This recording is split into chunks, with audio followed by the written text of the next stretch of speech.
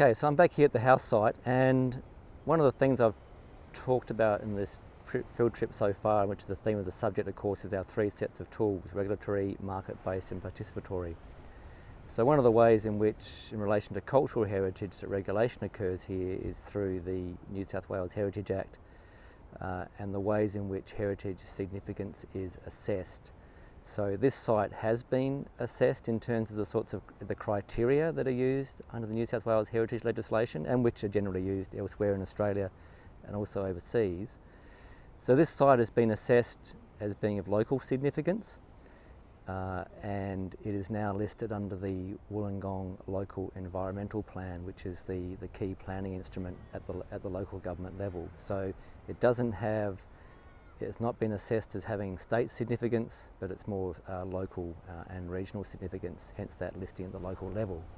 So in terms of the sorts of criteria that it was assessed as having been met, and if you look at one of the documents I provided, which is the Conservation Management Plan, prepared by Meredith Hutton, who's a heritage consultant some time ago, heritage at this site's been assessed against a variety of criteria. So in particular, as having historical significance at the local level, particularly through its associations with Courtney Puckey and the history of the local area and his role and significance in that.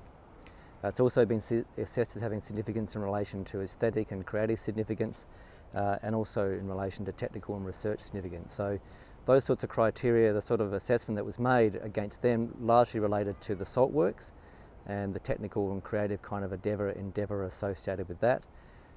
Also the nature of the building materials in the house. Courtney Puckey used a lot of concrete, which at the time was apparently pretty new and quite rare.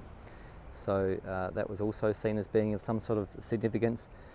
And the other type of social significance was social significance, and that wasn't assessed so much in terms of the house site, the salt works, Courtney Puckey and those kinds of things, but more in contemporary significance.